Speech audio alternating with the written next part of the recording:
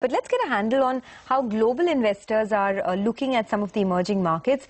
Joining us now to discuss the global triggers for the market ahead, we have Bruno Verstraete of Lakefield Partners on the phone line from Zurich. Hi, Bruno. Afternoon. I hope I pronounced your name right. What's your own view on how how European investors or global investors are looking at emerging markets like India now? Well, I think emerging markets are being redefined a bit after the shock in the last 2 years, mainly on the currency side. It became clear that emerging market risks are not as low as everyone imagined. And I think now if you look at emerging markets, one really needs to look at the region, which is done more often than it used to be. Clearly, the Eastern European emerging markets are a bit avoided from the European investors' point of view. One starts to look more and more again at Asia now that growth seems to pick up again at the old levels, and there I think India is clearly one of the favorite markets. Contrary to, for example, Latin American emerging markets, which are still left on the sidelines.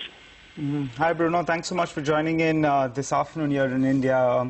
Tell us, in terms of that emerging market, a theme that's playing out, the Indian markets, we have been underperformers this year. We're down, we're in the red, and while the Brazilian market that you were just talking about, that one's higher by more than 5%, and the Chinese play really seems to be spoiling the party. At this point of time, what will be your picking order in terms of India, China as well as Brazil?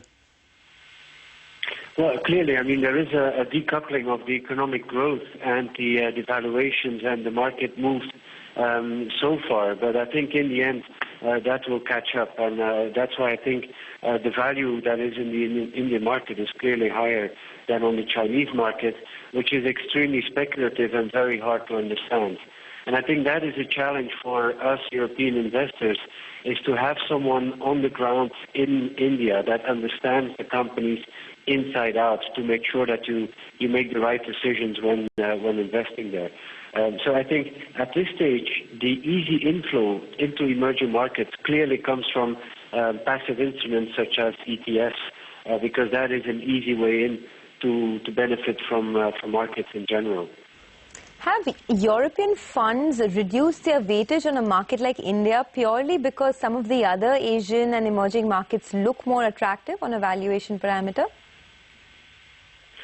I think it's a very diverse market. It's a very deep market as well, and it's extremely difficult to find the right companies. So I think in the end, emerging markets are looked at as one block, and you either want to have exposure or not. To do stock picking in emerging markets seems to be avoided from an individual manager perspective.